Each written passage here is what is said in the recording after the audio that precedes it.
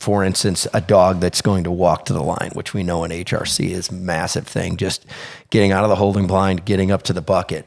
We'll break that process down, show the person what we expect out of the dog, and show the dog how to do it properly. And then we'll break it down into segments. And each one of those, the dog will basically learn, hey, if I do this properly, I'm going to get some sort of positive reinforcement. So we teach people how to define, what is the dog really looking forward to? What do they want? Welcome to the Hunt Test Hobo Podcast, your place for truckside chats and insights into the retriever game. Whether you're just getting started or you're a seasoned handler, this podcast is another resource for tips, tricks, and insights from both the amateurs and professional trainers' perspectives. Each week, we'll dive into the nitty-gritty of retriever training, sharing stories of success, overcoming challenges, and forging stronger bonds with our dogs. This is the Hunt Test Hobo Podcast. I'm Chris Rud, your host, fellow retriever enthusiast, and student of the game. Let's dive in.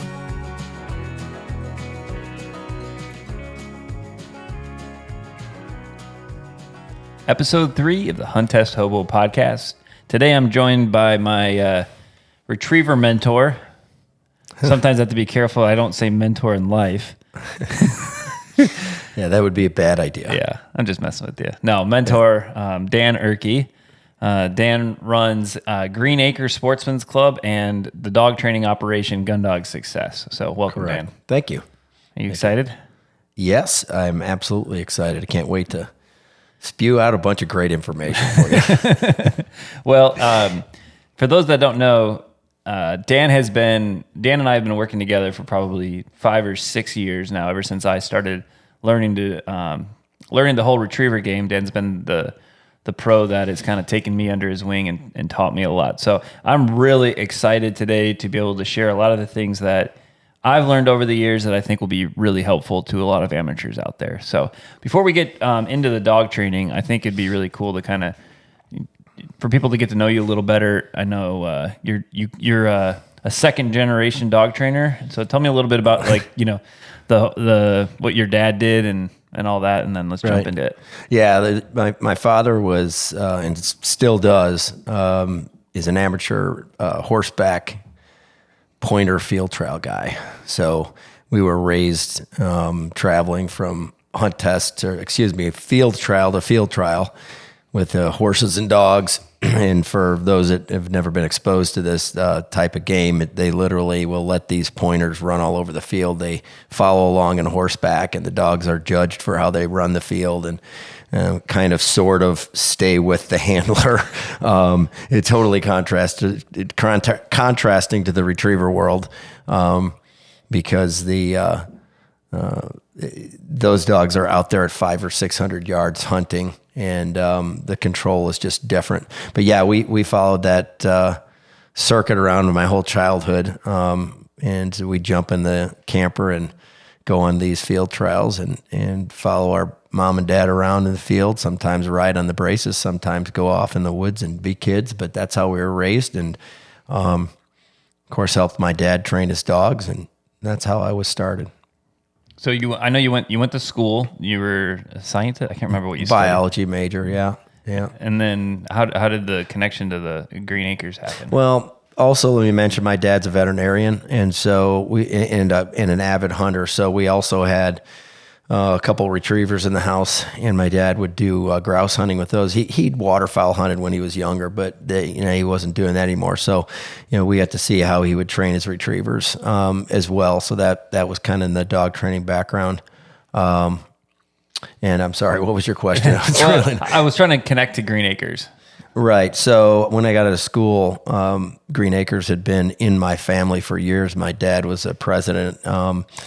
This was the place that my dad would come run his bird dogs. And over the years, there were several managers that managed it, and they had needed a new manager. And I was out of school for, I think, a year trying to find a job in the biology industry. And I wanted to be outdoors. I knew that. And I just could not find anything that suited my personality and skills. And we had this opportunity to take over the management of this hunting preserve, which was kind of physically in bad shape, but there was a lot of potential, great land, etc. So we took the job. Part of the job was training dogs. A very small part of the job was literally like, hey, here's this big hunting preserve. You need to maintain the buildings, keep it groomed, maintain the grounds, be a gamekeeper, all these different jobs. And by the way, also you're going to train a few dogs for the members of this club. And so there were like 5 or 6 resident dogs that I was in charge of just training. And so my dad gave me 4 or 5 gun dog training books, and then I had to use the knowledge that I'd acquired, literally just through observing my dad. But my dad is a mentor of mine. He's a scientist. He taught me to think scientifically. Again, he's a veterinarian. I worked for him for several years. So I got to watch him. And my dad is a great instinctive dog trainer. And he's a good general psychology dog trainer. So he taught me some things that I've used that I've really never seen other trainers use, or at least talk about, that have really, I think, helped shape the way that I think about dog training and the way that I handle different scenarios with dogs. Yeah, I think, excuse me. Yeah, I think it's pretty interesting. Like when I first started hanging out with Clark, he's like, oh man, Dan, does Dan still have those duck cannons? Yeah. So excuse me. Before we get into that part, I do want to talk about that a little bit. But the thing that, because you were my first interaction with a pro dog trainer. And I thought everybody was like you, very scientific, trying to like really, almost be a therapist for dogs, like really try to understand what they're thinking, which all trainers do, but I think a lot more trainers do it instinctually. Right. Versus you're very scientific about the way you think about dog training, and the way you try to explain what's going on in the dog is very scientific. So that's like one side of you, like Professor Dan, and then there's like the crazy Dan. And I'll never forget, we had done a few sessions together. You'd started, teaching me, and you're like, come down to a training day. And that was with Corey and Eric were there, and Deb was there. And you came out as this, I had this picture of you as this white doctor, professional professor. And then you just come out and do that. And you turn into this like crazy man. Yeah, I turned into myself. Yeah. This outside perspective that I had in you was like, I remember Troy was with me, and I was like, I don't know who this guy is anymore. Like, who is he? And, but so you have this like super fun side, and like Tyler fits really well with the operation, because you guys can kind of just like go at it. We've had so much fun, but you're the scientist, and then you love to invent things. Like you're always trying to invent something new. And I'm sure that's the scientific, process and method, but, I'm like the nutty professor of dog training. Yeah. Super, super motivated to be able to define, so analyze, be able to define things, so people can understand, because that's, my life is literally, in explaining dog training to people. Probably a third of my dog training life is literally just, okay, I've done this with your dog. This is how and why. And then this is how to reproduce this at home. So if you can't define things well to people, especially in a way that they can relate to, they're not going to be able to continue the dog training process, because dog training involves reading the dog, analyzing what you've done, where the dog's at in the training, and therefore what to do the next time you're with the dog. So if you don't know, if you can't, I always tell my dog trainers, state your objective. They'll grab a dog, bring it out, state your objective, and then they always stop, especially when they first start working with it. What do you mean? Well, if you've got the dog out, you need to know what you're doing, because if you don't know what you're going to do with the dog, if you haven't anticipated, okay, what am I working on? How's the dog going to respond? And what am I going to do about it? If you haven't defined that, then you're not going to get your timing right, and you're probably not going to accomplish anything. And so I have to convey these concepts to my clients all the time. And again, it's really about being able to define to them what's going on before they take that lead, so they know how to act appropriately and get something done. Yeah. Right. Well, you hinted to two things that I think is really interesting. One is a lot of what we would define as successful retriever trainers out there, they have a system where there's somebody doing basics, and then they're typically, they've trained that person doing basics, and then they're typically the one, going and doing all the advanced work, running tests, running trials, and all that. Well, yours is a little bit different. You are primarily running a hunt club and dog training operation together. And what that I've noticed that's different about a lot of other folks is you really have to train the amateur or that owner. And you guys have a whole different system than what I've seen. I mean, your clients are coming down, when they get to that stage where they're going to be going home, they're coming 4 to 5 weeks in a row to come and learn. So you've had to spend a ton of time teaching people who have no dog training foundation. Right. Yeah. The way our process works is people get a puppy. We try to consult with them to get the right pup, but most people just get a puppy. They contact us. Then we book an evaluation. Hopefully when the dog's somewhere around 12 to 14 weeks old, they get down. We introduce them to the video series, which I'm sure we'll talk about later, that we made to prepare the puppy so they have a template to bring home.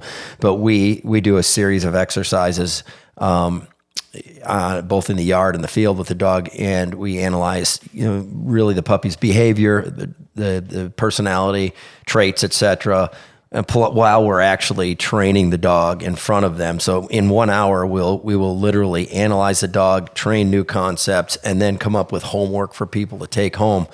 So they take this dog and they come back about every 3 weeks. They work on their homework, come back every 3 weeks. Then the dog's about 6 months old, and we take the dog down for formal training for 4 months. We spend a month.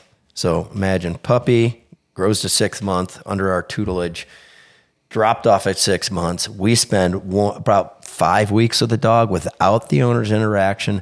Then the owner comes down and we begin doing hourly sessions every 2 weeks with the owner. So that's where the people monitor the dog's progress and begin to work with us to learn the process. Yeah, that's more about them learning than the dog at that point. That's right. And so for each one of these sessions, literally, from my perspective, because I have an agenda that I have to get done if I'm going to do my job right, which is training the dog in front of the owner, which allows them to observe, and it ensures that the dog will perform these tasks with the distraction of the owner present, and then educating the owner. So these concepts that occur in these things, they kind of change as the time sequence goes on. So the first couple of them is, hey, you're going to stand there and watch me work your dog, and it's going to be like drinking out of a fire hose. I'm going to be talking about all these things we're doing, and you're going to be standing there going, wow, that's cool, but I probably took in maybe a 5% of the information that I just heard, and that's fine. And I tell people, don't worry about it. You just watch, observe. And then over time, once the dog's performance begins to kind of get up to par where they can handle the distraction of the owner present and they're performing, then we start to have the owner physically interact. And so by the time the process is finished, we have what we call a level 1 gun dog, which is a dog that'll sit there in the duck blind, steady, mark, easy to moderate birds, sit steady, quietly, pick the bird up, come back in a disciplined manner, deliver, and an owner that knows what to practice to maintain that. So that's our goal. Yeah.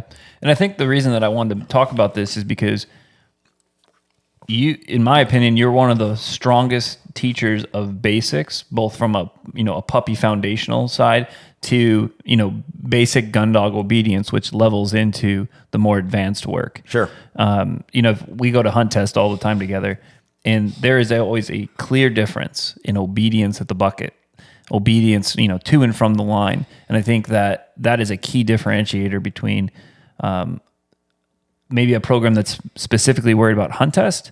Like your program is really focused on, when you go to that field to hunt with that dog is through so many different, what you always are saying, distractions, right? And I think we should spend a second talking about that, because so often I feel like an amateur training their dog, they will train somewhere where there's not a lot of distractions. Yeah. They'll go through, they'll teach the thing, and they'll think, okay, I got it. And if you ever go to a training day and watch your training days, there are so many distractions that you're creating. Right.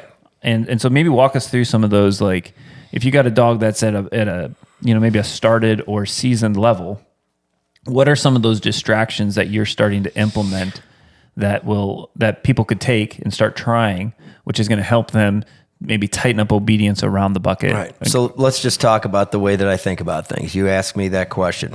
The first thing I think about, well, what distractions are at a test? Okay. Other vehicles, other dogs, other people, right? And you might think to yourself, well, I can only produce certain amounts of those. Right. And so when it comes to that, then that comes to the synthetic distractions that you can produce on your own. Say we have a person that's trained on their own. So the dog understands all the basic mechanics of, how to walk to the line, et cetera. Maybe some of those things were done under our tutelage. We gave them some drills to do. And now they get to the point where we're trying to kind of prepare them for the hunt test. I'll have them get other friends with other dogs around. I'll have them ask assistants to make noise, clap, scream, yell, whatever it might be while they're doing the obedience to the line to get the dog to understand that no matter what goes on, if they perform these tasks, and now we're opening up a new chapter here, success, positive reinforcement, success, positive reinforcement, and we'll break each one of these steps down. Like, for instance, a dog that's going to walk to the line, which we know in HRC is a massive thing, just getting out of the holding blind, getting up to the bucket. We'll break that process down, show the person what we expect out of the dog, and show the dog how to do it properly. And then we'll break it down into segments. And each one of those, the dog will basically learn, hey, if I do this properly, I'm going to get some sort of positive reinforcement. So we teach people how to define, what is the dog really looking forward to? What do they want? Because that's the most powerful thing in dog training. What does the dog want at this point? And teach them they're only going to get that positive reinforcement, whatever that is. And in this case, it's a bird most dogs. If they perform these small segments, we don't put it all together at once. So I have drills where we just teach the dog how to take 2 steps out of the holding blind and come back and sit down. That's just a great example of one little part of it. And we teach each one of these little rungs of the ladder, so to speak, until the dog can put it all together. And the dog comes out of it knowing, okay, at any point, if I listen to each one of these little tiny parts of this and stay with them, I might have to link 2 or 3 of these parts together, but eventually I'm going to get a positive reinforcement. Right. And most guys just go, all right, we want to get to the big stuff. Let's just get our dog to the line. Yeah. And then the dog learns to just basically drag him to the line. Yeah. The one thing that I have in my course that you taught me was, I remember it was with Maximus, and he was, remember how hard charging that dog was? Yeah. you know, and I didn't know how to do a lot of these fundamental things about getting to the bucket. And I'll never forget, you said, put this bird under your arm. And when the dog gets in front of you, turn the other way, like you're walking towards the bucket, turn the other way and have them sit and toss the bird the opposite way. Right. And I'd never seen that before. And that has completely changed the way that my dogs get to the line now. Right. And I think that's one of those secret things that, you spend a lot of time. I mean, you probably, on a dog that's at a basic or season level, go into a setup, I bet you if we timed it, you spend more time, probably double the amount of time, just working on getting to the bucket than they actually do getting those marks. Right.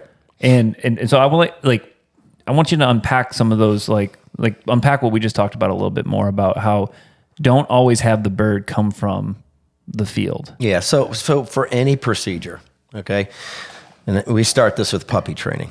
For any procedure that you're doing, whether it's walking at heel, sitting, staying, recalling, holding a dummy, any procedure that you can come up with. There is the procedure itself. There's some sort of positive reinforcement or payment that the dog is going to receive to do that. And then there's punishments that we teach the dog that they'll receive if they don't do that, right? Mm-hmm. So the most important part is the positive reinforcement. When that payment, we'll just call it a payment, when that payment it occurs, whatever the dog does before they get that payment, they're going to do over and over and over and over. So typically the dog is looking for a payment at the bucket, right? because most people don't throw a mark till the dog gets at the bucket. And what is his positive? His positive is the bird. He wants the bird. So people get stuck in that, I'm going to only throw marks when my dog gets up to the bucket, right? So that dog eventually is going to detach his focus from the handler. He doesn't have any reason to focus on the handler until he gets to that bucket. He's going to associate that bucket with the marks, and he's going to try to rush up there and get to it because he knows that's where the positive's coming.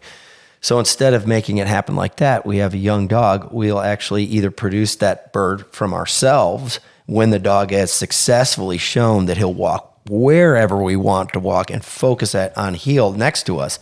Then we'll literally throw a hand-thrown bird away from the what the dog perceives as the field where the marks are going to come from.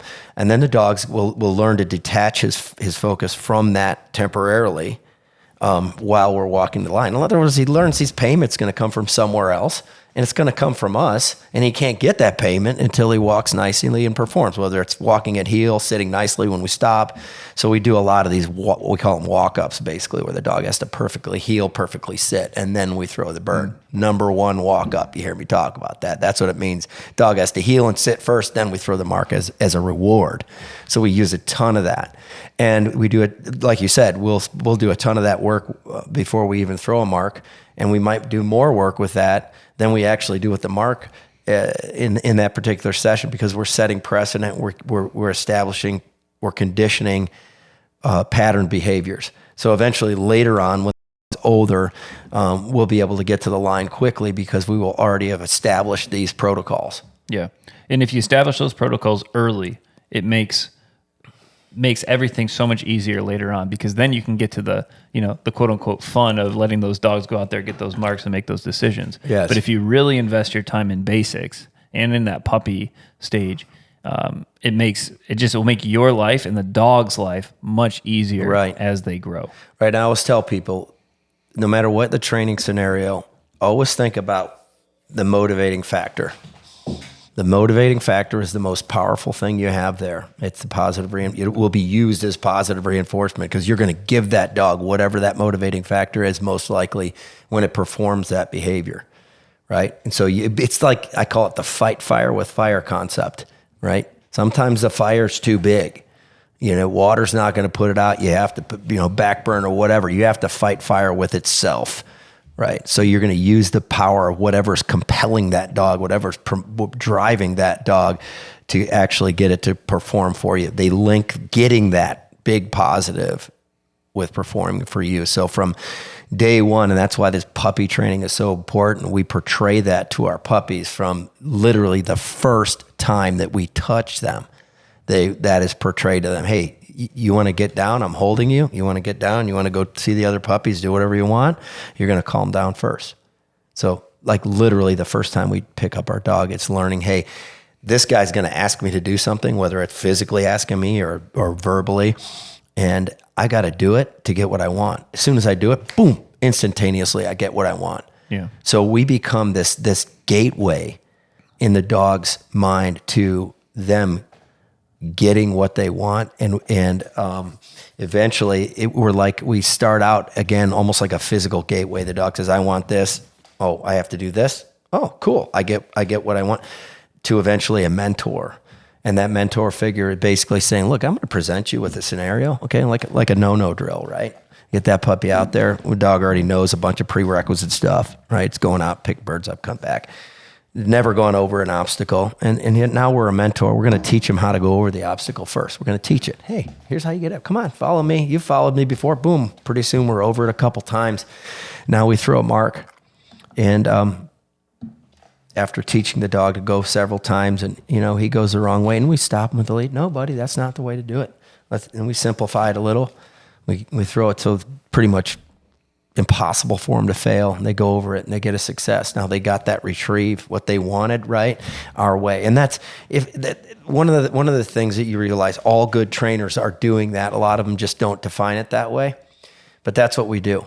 And the punishment, whether you're talking about a pinch collar, an e-collar, a healing stick, any of those are part of the process too, but they're taught initially with very light pressure. And basically that pressure is a roadblock, right? good trainers are going to use pressure as a roadblock. Basically, in the analogy is this, like the right behavior would be one road. The wrong behavior, it would be turning off on the wrong road. So that pressure ends up being put in there as a roadblock, right? Dog does it wrong. Whoop, sit, little pressure or whatever the appropriate correction might be. And the dog, so he starts going down the wrong behavioral road. Whoop, that didn't work. Let's start this over and try again. And then he tries it our way, right? And he gets a success. And so that pressure is just a means to help the dog learn what not to do, and the fact that that's never going to work, right? And then the scenario itself with that positive, okay, and we have retrievers. We all know what the positive is. It's a retriever. Getting the retrieve our way is how we let them get success. So we hope that our dog's always looking to try to do it our way, the way that we taught to get success. And they're coming out of it knowing through repetition and failure the wrong way, okay, that just doesn't work. Those bad methods don't work. Not sitting on the whistle, that doesn't work. Sitting on the whistle, focusing on the handler, that always ends up somehow getting that bird in my mouth. Somehow I end up getting that bird. When I sit and look at the handler and focus, when I walk to the line right? When I take an angle back when it's given to me instead of a straight back, right? I get the bird. So that's why we called our operation Gun Dog Success, because success in getting the bird the right way is what breeds more success and makes that dog want to come back and do it more. That's self-motivated. Okay, and I'm just going to take a moment because we just got there now, so people are on the right road with how else works. If you don't start with the right dog that wants birds, that wants to retrieve, okay, the whole operation's dead in the water, right? So for those of you that are listening to this and are like doing the right thing and doing all kinds of research and trying to listen to many podcasts and gathering information, you can't go anywhere with getting the right dog. So make sure that you find out what kind of hunting you want to do, what breed is best suited to do that. Go talk to people that are the best in the industry, known to produce the right type of product. Talk to several guys, find out what breedings are out there, and get the right dog. If you start with the right dog, it's going to want the right things. If you put that dog into a good program, we're going to show them the only way to get those things that they want is to do it their handler's way. And you got a way to propel yourself right to the top. Yeah. But start with the right dog. Yeah, that's good. That was a long speech I just gave. Yeah, you went at it, man. That's not exactly where I thought we were going with it, but it's all like super, super good stuff. I want to talk a little bit. So how we met was I had seen these videos that you had done on YouTube, and we just checked before this call. Like the 14 videos that you did on puppies has over 1 million views combined now. Yeah. And that was, I mean, it's a really cool little, it's not even like it's not a course. It's just like a preview of here's 14 things you should introduce your dog to. And I saw those videos and I was like, man, someday I'm going to figure out how I can meet this guy and do it. And your sponsor is in Texas. Right. And so I thought you were in Texas. and I was really struggling with my dog, and I was like, oh man, I'm just going to Google where this guy Dan is. And I Googled it, and I was like, oh my gosh, he's an hour and 40 minutes from me. And I was like, okay, I'm going to just call this place. So I called the place, and Johnny Powers answered, and he was like, and it was super professional operation. Because if you've never been to your place, you know, it's this pristine hunt club, and you have this whole British side of wing shooting that's accompanying it. And so the place oozes like high dollar, I mean, it's just a high dollar experience, right? And so like I got scheduled a session. I came down. I worked with one of your assistants, and I was like, "Holy cow! I don't belong here." That's what I felt like, because I'm like this like guy from the city that like doesn't know anything about what's going on. Yeah. And it blew my mind. But I remember we ended up like you passed by, and I was like, hey, and we ended up talking, and years later we became friends. But my point to it is you've invested a lot of time in puppy development. Like Well, if I can just interject, the reason is when you are a professional trainer and you're put in a situation where somebody brings you a 6-month-old dog and wants you to start with him, and that dog hasn't been socialized properly and hasn't been conditioned to the leash properly, it's gotten every positive in its life the wrong way. Okay, taking that dog, which I call that dog the upside down dog, and turning it right side up takes twice as long or more. And sometimes you can never fix it. And so you realize that getting these dogs prepared the right way makes literally a black and white, night and day difference. Just for instance, now, we're making this more complete puppy video series. And, we've got these 2 puppies that we started, and you and I both know we're both extremely busy people, right? Yeah. So we're not out there like your amateur that buys a puppy. He's going to be out there every day. You and I are doing it, probably every 3 days, every 4 days. But we're applying this system to them. And if somebody, a layman, just walked by and they'd asked how old that puppy was, it's doing off-lead obedience and retrieving to hand and swimming and doing casting and all these things, they would think, how is that possible with that puppy? We've created a program based on all the experience that I've got that prepares these dogs so that when they come through the door, they are a student of the game already. They've been taught to learn, so to speak. They know the system. They know that they're going to be presented with a scenario where we're going to teach them how to do something, and they're going to get positive when they're successful. We're going to teach them that a positive relationship between receiving a correction and then working through it and getting a success and getting a payment, so that by the time they come down, this puppy is, number one, socialized. It's used to everything, not fearful of anything. Number two, it has a complete understanding, a positive understanding of obedience, how to turn pressure off, how to be excited about doing all these different things that we teach them to do. Number three, we've accentuated that dog's natural hunting instinct. That dog loves retrieving. That dog's excited about birds, right? We've gun conditioned the dog so we don't have to worry about our dog getting gun shy. The dog already is super stoked about working for us because every time it comes down for these little puppy sessions, it's exposed to a bird or two. And so it's like, I love to listen. I love Green Acres and Gun Dog Success. I love that facility. I love this trainer guy, right? I can't wait to start, right? And if you take that contrast again, going back to the guy that didn't do anything with his dog and drops it off, it might not be socialized. It might not even want to come out of the truck because it's in a new place, and let alone trying to work for this new guy, and let alone being dropped into a kennel, an institutionalized environment with all these other dogs. It's night and day.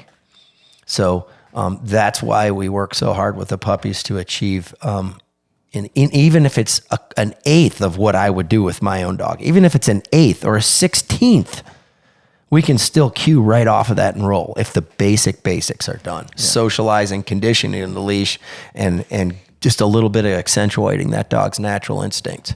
Yeah, you found a study that basically said it's like the 2-month-old, or like from being born, which they're learning mostly from their own litter at that point, right? They're from the mom and the litter.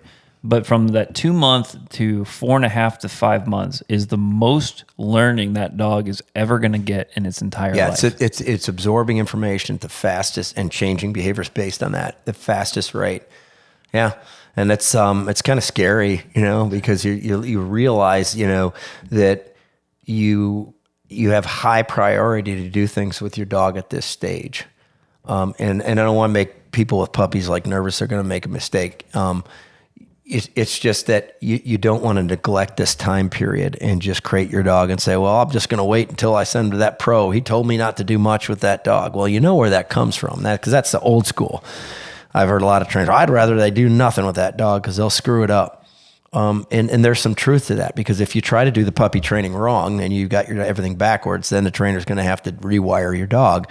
But if it's done properly, the dog trainer's going to be whistling Dixie, man, because everything's just getting so much easier. Yeah. And just a joy. And the dog's going to, it's like a dog that's been puppy trained is like somebody that understands a language and walks in a room and has some basic instructions, right? And then gets a pile of money when they do it. It's like, oh, well, I understand what this guy's telling me to do. And I just got paid. This is pretty sweet. Versus that somebody that goes into a room and does not understand the language at all. And is what is that going to do? Well, that's going to create anxiety, right? That person, I see this person talking to me, and they're trying to get me to do something. I don't know what it is, and I can tell by the way they're bringing this forth that there's some priority here. I don't know what to do. That's why dogs that aren't prepared it just takes so much longer. So if somebody does bring me that upside down dog, is it trainable? Yeah, I've taken an upside down 10-year-old dog. If it's got the right genetic background, and if it likes birds, and if I have some positive that I can use as my payment, I can train that dog, but it takes much, much longer. Yeah. Right. So. And I think my favorite part of dog training is the puppy development side of it. And I'm going to just kind of piggyback on what you said, is that I think it's the perfect opportunity for them to do, like you said, be a student of their game. Right. This is the rest of your life, bro. Yeah. This is what you're going to come home. You're going to be laying around waiting for me to get home from work. Right. Because we're going to go play the game. Right. And teaching that is super critical. I think teaching, and you have taught me a ton of good ways to teach handling at 3 months old. Basic handling principles that you get something if you follow my instruction, right? Which is a huge part of our longer term game with advanced retrievers. And you have a different way of steadying retrievers that I don't know too many other people do it this way.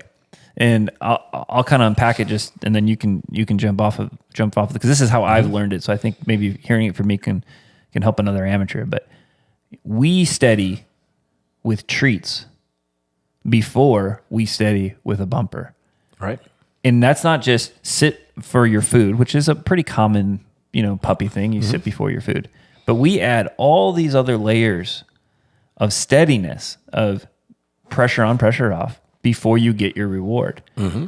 Whether it's food bowl casting, whether it's place board casting to a treat, like long walk, like you do a ton of tie out steadiness where the dog is on a tie out, and you'll demonstrate some of that in your course. But by the time we even get to steadying a retriever, which we do really early compared to a lot of people, they've already understood every single thing about being steady in a correction. That's right. And Fang, one of the dogs in the puppy series, is Clark's dog. Right. Right. Which has been a really cool experience for me because I bred the dog and I got to keep the dog and I get to watch the dog like really learn. Mm-hmm. But we do a ton of placeboard training, and I'll never forget. I sent him a video when the dog was 3 months old. So he's only been in like formal puppy training, as I call it, for 3 to 4 weeks. Right. And I'm doing remote throws with the dog on a placeboard up to like 60, 70 yards, which the distance of the mark is not relevant because it's a white bumper sitting on a mowed field. But the dog is sitting on a placeboard and understands that he gets that reward of getting that retrieve when I tell him. And Clark's like, have you ever had a dog do that? I was like, well, yeah, like every dog that we've trained That's right. has done that. And it blew his mind because there's a common, I wouldn't even say misconception, because I agree that if you don't teach it right early and you don't teach it, you don't want to teach steadiness, in my opinion, through bumpers. You want to teach it through if the dog is treat motivated. Right.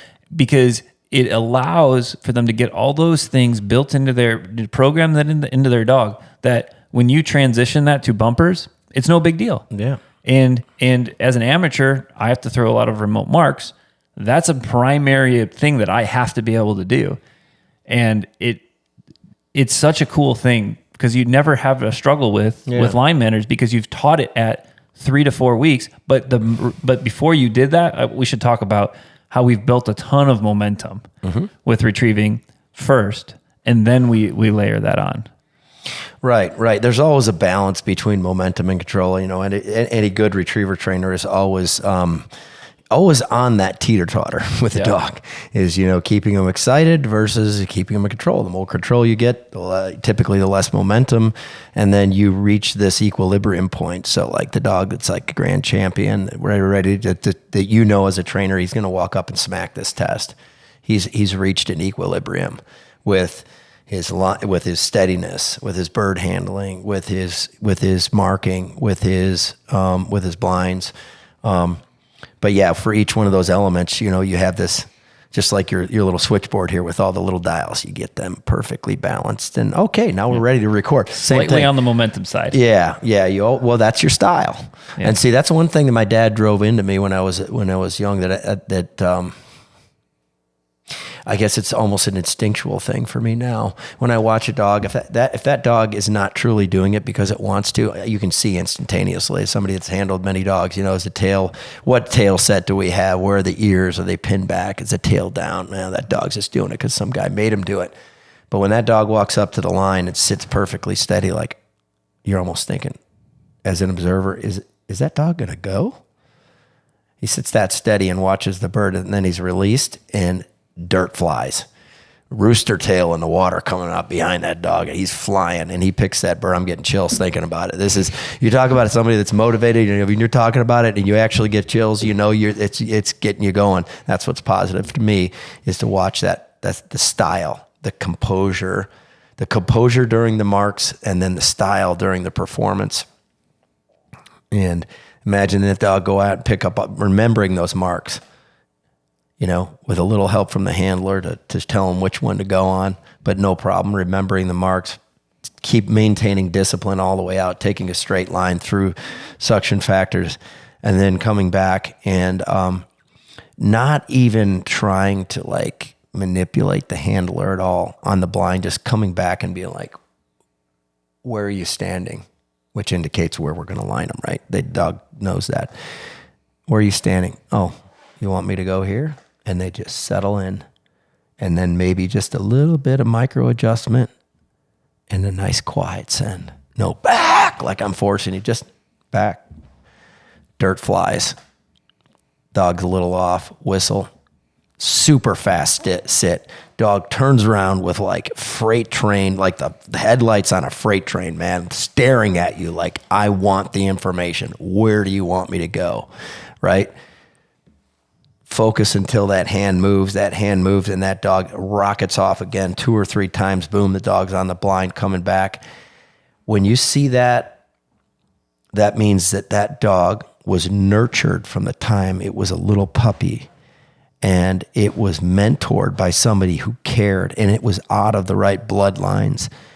It's like watching perfect poetry in motion. It's like looking at a Van Gogh. That's what we're all in for. And I rabbit hole again. Beautiful. I got myself excited. But that's what it's all about. And it starts with a young puppy. But there was something else that I wanted to mention here. I got sidetracked when you were talking about, and that's why I got into the finished product. So that finished product, is in the maintenance of that style is attained by starting and teaching the concepts that they're going to see with that finished product. In this case, it's a dog that's in the field with a bird, right? That's like the finished product. All those concepts start in other places with similar scenarios, but just not in the field and with birds. So you try to, when you're training, you always try to come up with methodologies to train those concepts. Not being in that finished product environment and not actually using bumpers or birds, ideally. So a couple great examples. Teaching a puppy to sit at every doorway, at every threshold, right? It's something that they're going to have to do because, eventually there'll be a holding blind. Dog has to sit and wait to come out of that. Then the dog has to sit and wait before you take your leash off of him, and he's got to sit and wait and look at you before you call him to heel. And he's got to sit and wait for the bird to come out. And then he's got to do that 4 or 5 times before he's finished. Then he has to sit on the honor. Then he has to, so all these times. So we pattern that with puppies. Sit and wait on the place board. Sit, wait to eat. Sit to wait at every threshold, right? Sit and look at me to get a cast to this food bowl. Like all these things are done at puppies. So by the time And during that process, they learn the punishments, right? Punishment is a little pressure with the lead. We screwed up. Or denial is the biggest one. Right. Of course, denial of the positive. So let's go back to the basic training methodology that we use with everything. Again, a process is presenting. I want you to do this. We teach with positive. We usually use a lure, and we kind of manipulate the dog without it using any pressure and doing whatever it is, whether it's coming to us, sitting at that time. And the dog learns as soon as they do it, they get this positive. So we start by teaching to get positive. Then we back it up with learning how to turn pressure off in a very light sense to get the same thing. So now the dog learns, oh, that leash is going to pull a little bit. And if I just perform this task, put my butt on the ground, for instance, the pressure goes away. Treat. So now the dog literally, as a puppy, is learning to thrive with pressure. You know, a lot of people come back and they say, watch, Dan, now I listen to what you say. This is my third week. Now watch what I can do with this puppy, right? And guess where the leash is when they're trying to show off in front of me? On the ground. It's on the ground. All right. And typically the dog does this great at home inside their house. And they come out here and there's dogs barking in the background and people driving around it and they think their dog's going to do it. And of course I know what's going to happen, but I sit there quietly and I know they're proud of their dog and I let them wipe out. And I say, okay, that's cool. I get it. I know your dog's doing, I know you're not lying to me. I know your dog's doing this at home, but it's equally as important that your dog will do these, that it understands how to turn that pressure off for each one of these. Because we're teaching the dog to understand the correction. So it will learn to thrive in a situation where they get critiqued and corrected occasionally. Right? So that dog says, oh, I got a little pressure with the lead. Guess what? That pressure went away as soon as I did this and I got paid. Right? So I don't want to say that the dogs come out going, hey, give me a correction, please. But when they get a correction, they know how to deal with it. And they're not fazed. They're not upset. You don't get the poopy pants response, the real low momentum, like, I don't want to play anymore. You get this, yeah, it's part of life, dude. Come on, let's do it again. Right? It's part of life. That's a right. Big deal. Part of life. That 4 to 6 months, or the 2 to 6 month age. Yeah. If you can teach, it's part of life and it's going to be okay. Yeah. And if you just do it right, things are better. Yeah. Oh my goodness. You get these dogs that are just incredible. Okay. So let's just flip the coin. Yeah. For just a second for the guy that does it wrong. Right. Yeah. So he's the guy that's got the upside down dog. Right. So he doesn't invest in it. He doesn't have a lot of time to invest, or for whatever reason, he doesn't invest time to researching this puppy work. So his puppy, it runs around with a leash on all the time. Right. And whatever's in that puppy's head, he's totally impulsive. Oh, I want to go jump on the counter. He's been rewarded. Yeah. Doing that his whole life. Yeah. Because they didn't control any good. I always tell people this, a dog trainer is a scientist. Any good scientist is going to control the variables of the experiment if he's going to be able to have any sort of controlled outcome, right?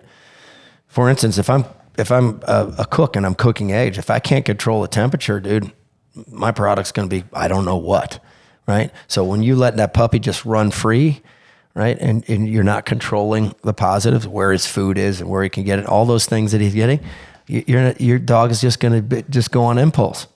And then so that's typically what we get is these impulsive dogs. So there's another element. It's called impulse control, man. They learn that as puppies, impulse control. Oh, you want to go see that other dog, right? You're all jacked up. You're pulling on the lead. I want to go see that other dog. Dad, let me go. Nope, not happening. Well, not happening yet. Patience, attrition. Finally, the dog calms down. 14 light sit pressures. This little puppy. 14 sit pressures. Then maybe he's on the tie out. He's pulling against it. And eventually he get bored of pulling against it. And he sits down. He's like, now what do I do? I thought I could just go flying over to that other dog. It's not working. As soon as he sits down and calms down, we get him to look at us once and we release him. Dog says. And he gets to play with the dog. He gets to go play with a dog. And that dog just learned, all I got to do is calm down, focus on the handler. I'll get what I want. Right? And so we teach you how to do that with your dog at home. Let's talk about being an opportunist, because one thing I was afraid of is that all of our talk is about controlling the dog getting what they want, right? That's kind of like the theme of what we've been talking about. Right. And I don't want it to be misconstrued that we don't let the dog go play with the other dog. We don't, like, we do. We let them go and have free reign of the house. We let them do all the things that a dog needs to experience, but we make sure that we have control and we know our guardrails, and we know that what we are deeming as acceptable, and we're being consistent with that. And before it happens, we gain control of the scenario. And that's exactly right. It. Yep. So you might say, well, how do you let your dog run free and do all these and get the control? Well, we're crafty, right? So first of all, most scenarios are puppies running around. We get them used to having a little cord hanging off of their neck.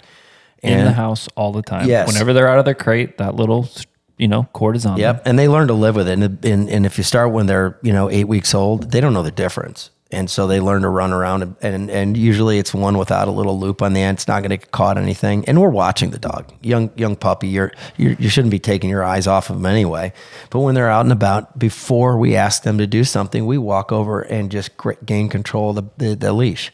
Then we give them a command. Never give a command that you can't reinforce. Reinforce. And there's also punishment. If you want to get technical, there's positive reinforcement, negative reinforcement, positive punishment, and negative punishment. We'll talk about that maybe in a different podcast because, but those are the 4 things that happen all the time. And you can't do any of those if you don't have the end of that leash in your hand. Yeah. Right. The easiest way for me to explain your controls as a dog trainer are you have 2 main things, right? You have the carrot and the stick, the analogy, right? The carrot's the positive. It's a reward, right? Like a treat. And the stick is the punishment. Okay. And with those 2, you're in active control of those as a dog trainer all the time. You either give or take away the good stuff, the positive reinforcement. The treat or the bird is a good example. Yep. Right. Or you give or add punishment or take punishment out of the scenario. Yeah. It's as simple as that. Give them the freebie. Right. It's operant conditioning, guys. That's what it's called. And, people shy away from the scientific terminology because it's kind of counterintuitive, and I get it. But that's the reality is you are, as a dog trainer, during any dog training process, operating with those 2 all the time. There are those dog training operations that claim only to use positive reinforcement. That's the biggest lie that's ever been brought forth in the dog training world. There's no such thing as a dog training operation that only uses positive reinforcement, because you have to be able to control the dog. When you're controlling the dog, typically it's with a leash. When you're using a leash, you're using some sort of pressure with that leash. That pressure with that leash is not pleasing to the dog. Anything that doesn't please the dog can be construed and is used as a punishment. That's what it is. Punishment is something that displeases the dog, and you're either using that or not using it. So anyway, those are the elements that go into it, and we try to teach people. First, we teach with positive, teach the dog how to do something to get positive, then teach them the backup that, hey, if you don't do that, there's going to be this punishment. It's no big deal. It'll go away when you perform this task. And then we have both ends of it. The pendulum is in the middle from a conceptual standpoint. The dog is, because think about it this way, any animal in the world that thrives, that lives on this planet, operates under those pretenses, okay? So let's just talk about, just to give a quick example, right? In nature, a coyote walks to the wrong part of the forest and he gets bit by a snake, right? That's punishment. He doesn't like it. And he's got to change his behavior around it. So that smart animal says, you know what? I'm going to change my behavior and not go to that part of this forest that looks like this. Right, is next to these types of grass and whatever it looked like. I'm not going to go there. So he doesn't go there. He doesn't get that punishment anymore, and he survives. Right. Also the opposite. The coyote says, "Well, I'm going to try hunting this tree line," and he gets nothing. I'm going to try hunting this type of cover. All of a sudden, he gets a rabbit, and he learns, that's positive reinforcement. He changed his behavior, right, and it got him something what he wanted. So genetically, any animal can think and use reasoning right? So most mammals, and dogs are incredible animal examples of that, are all operating under those pretenses. Avoid punishment, right? Well, let me do Avoid failure. No, the right priority way is, first of all, go to something that's good for you that you want. And secondly, avoid punishment, because the first step priority always is to take care of ourselves. An animal's going to want to feed itself. An animal's going to want to breed, right? An animal's going to want to feel healthy. An animal's going to gravitate towards feeling good and doing things that make them feel good. So they're seeking positive constantly. That's the most powerful force. And that's probably why you folks out there are listening to this podcast, right? So you want something for yourself. It's what drives everybody to do everything. People go to work to get punished? No, they go to work to get a paycheck, right? They get married because they love somebody. They're attracted to that person. And dogs are no different. You know, they want, and I'll list out several positives that affect dogs. Food motivated, that's huge. Some of them are affection motivated. They want your physical touch. They want to play. They like playing, and they like work, right? They like to do certain things, activities, right? They want acknowledgement. Now that's just 5. I could probably list 100. Okay, so when you've got your dog, whether it's a puppy, whether it's an old dog, and you want to train it, one of the first things I always tell people, I say after their first session, I said, now on your way home, I want you to think of everything that you see that your dog likes. All right, and your assignment is you're going to associate one easy little task, make that dog do it to get that positive. Because those are your tools. That's a cash in your wallet, right? That's your bank account. Your bank account in other words, what you can spend and what you can achieve with that money. That money is everything that dog looks forward to and wants. Yeah. And you're going to capture that, and you're going to use that as positive. Teach him to do a little work for it as a fair mentor, right? That's really good stuff, Dan. Thank you. I mean, I'm having so much fun just listening to you go on, and because I don't feel like a lot of people talk about dogs with this much scientific Look, the first thing I'm going to tell you is, maybe this is not the right place for it, but I don't care. I think God put me on this earth to help people understand dog training, and the relationship between dog and man is in my eyes, it's an angelic thing. It's blessed upon us. And the more people can understand dog training from the true core perspective, the better dog trainers are going to be, the better their relationship with their dog, the more enjoyment they're going to get. And I really truly believe that the relationship between man and dog is an angelic thing that was bestowed upon us. And if I can be a link that makes that relationship better between people and the dog, then I feel like I've accomplished my goal in life. For a long time, I thought I need to make this great business, or, I've got to be the guy that's got all the ribbons. And then I started realizing that's not what I'm here to do. And it's just fulfillment that you can't believe every time. And I heard a little example of when you were on a podcast with, and I think this kind of happens to all of us as pros, when you've gone out there and you've reached the goals, and that always feels good. Get a grand champion title on a dog, or a Hall of Fame, or whatever it is, that always feels good.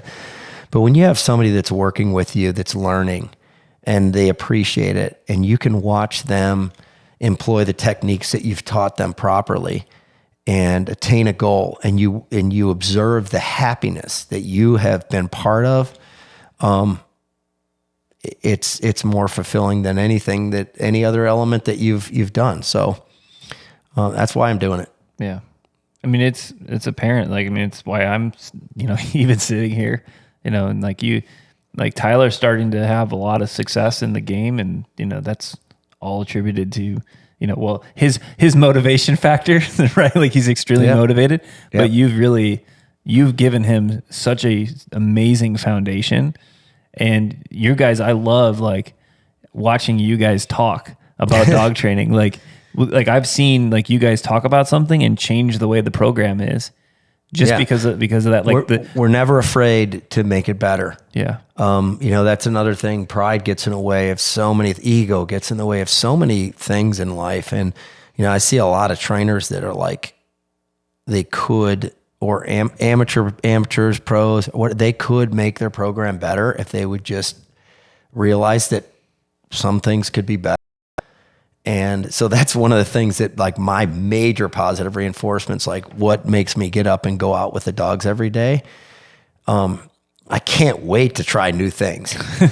I'm like, wait, let's try this. And like 9 out of 10 of them don't work out as well as the old standard measures that all these geniuses, and I mean geniuses, came up with. Yeah.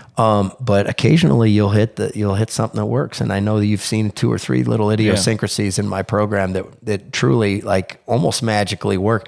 But you can't stop thinking. You'll never come up with those things if you don't. Yeah. Right? So yeah, it's fun to do. And it's fun to exchange ideas and have big, long arguments. And then, all right, well, let me take this dog and show you. And then they take their dog and show you. And then both of you go, well, maybe we're both right. Yeah. or damn, I was wrong. There's that been didn't work. quite a bit of Sharpie drawing on the side of the trailer. Oh, yeah. I mean, like that's one of my favorite things to do. Is like, where's the stinking Sharpie? And I know exactly where it is now in your drawer. Yeah. I would start drawing out stuff. Yeah. Absolutely. That's fun. Well, we've been going for just under an hour now, so I think we'll wrap this one up. But, obviously, because of our proximity and the fact that you're like my main mentor, I think we're going to have you on the Hunt Test Hobo podcast like as much as I possibly can. Well, that's appreciated. I'm really enjoying this. Yeah. This is really fun. Yeah, I could tell you're having a good time. You're Yeah. like going, here we go. Yeah, absolutely. So, well, thank you, Dan. Appreciate it. And I look forward to the next one. Thanks, buddy.